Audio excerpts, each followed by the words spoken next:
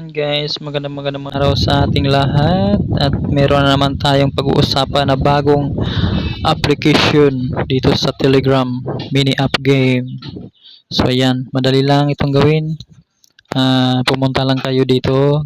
Kunin nyo lang yung link, lagay ko lang sa description at madali lang mag-login. At gumawa lang kayo ng meron na kayong Gmail account, pwede nyo i-login Gmail account at lagay nyo password, then login, yun.